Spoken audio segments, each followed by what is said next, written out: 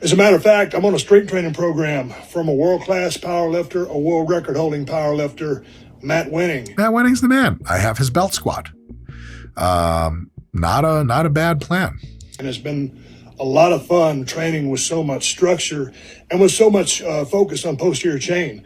My glutes, my hamstrings, my low back is weaker than a f***ing kitten. It's embarrassing. So we're focusing on that. It's a well-rounded program. Big thing about the posterior chain is if it's really strong, it just prevents a whole lot of different kinds of back injuries and leg injuries. And so if you have a really weak posterior chain, like that's a fucking problem. And you're going to want to rectify that by getting it stronger, especially if you're a physical person like Stone Cold is and doing a lot of physical stuff. Like you're going to want to lean into that shit. That's it's smart that he hired Matt Wenning for sure. Just generally a smart move to hire Matt Wenning. I'm on Do For Me. I'm in the third week. It's a 12-week process. Periodization. It's nice. Hey guys, what's going on? This is Matt Wenning at winningstrength.com. Now, I have a master's degree in biomechanics, an undergraduate in exercise science, and almost 30 years of experience in the field.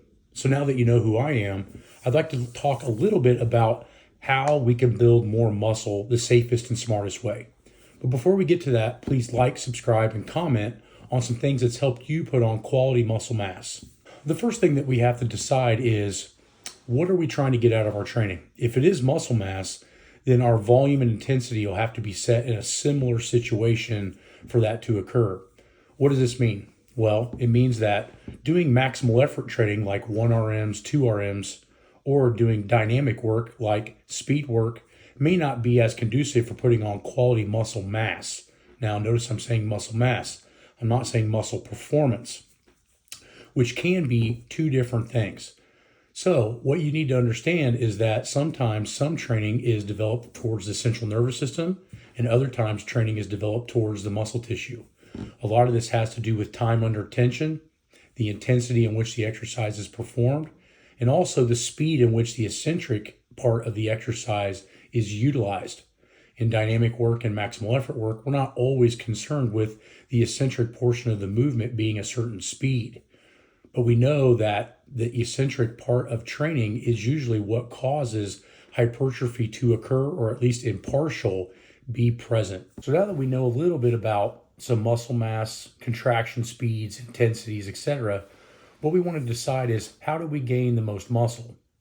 Well, there's a lot of confusion on this because there's research that shows high reps like 20 plus reps all the way down to 5 or 6 reps has been shown to put on quality hypertrophy. But what's optimal? Well, that's a hard question to answer because a lot of times optimal can be your fiber type makeup and probably most importantly, your particular training age. So which exercises are usable for you. You know, some people can't just start with back squats or deadlifts because their technique is not good enough for long-term health on the spinal cord or anything else. So depending on what type of experience level you have is going to be heavily dependent on which type of exercises you can pick. So exercise selection is going to be crucial. This is where coaching comes into cue, and make sure that you have a good online coach. For those of you that's watched the recent Mike Israetel video, you'll notice that I do online coaching and help Stone Cold Steve Austin. Now him at 60 years old with one knee that's been replaced, when I started to help him, he was bone on one knee and almost 60 years old. So to put on quality muscle tissue, we had to work around a lot of different problems that was occurring in his particular state at that time. So it's awesome that you can see somebody that's 50 plus years old that wants to maintain muscle, maintain strength, and still work out really hard, because most people don't want to do that at that age. I wish that our society was different. But back to our original thought process on this is that the rep ranges are going to be crucially important. My personal opinion is usually for hypertrophy, reps between 8 and 15, close to failure, are going to be probably your best bet. This means that you need to pick weights that at the 8th rep to the 15th rep need to be about as hard as you can go with good technique. Notice I say good technique because the problem is that you don't want to get sloppy with your form, because at the end of the day, the joints and the passive tissue are going to be your limiting factor to not accumulating injuries, because if you have injuries in those tissue areas, you're probably not going to be able to train as hard as you want to. Therefore, it's going to affect your muscle mass. The next thing about building muscle is nutrition, and we need protein, and we need a decent amount of it. Now, what we need for protein is usually we need about 1 gram per pound of lean body mass, not total mass. So this means that if you weigh 220 and you have 180 pounds of lean mass, you need about 180 grams of protein. Now, data and research on this is all over the place, but actually I got stronger and leaner when I started actually lowering my protein intake and then increasing my meal frequency throughout the day. This caused my stomach to be smaller, as far as I didn't want to eat as larger portions because I was eating smaller portions. And that's really what's important when you're trying to do things like put on muscle mass, lean out, things of that nature. Is it's all about what you do on a daily basis. So on nutrition, I'm a huge fan of eating more times, less quantity. I think that helps the absorption process better.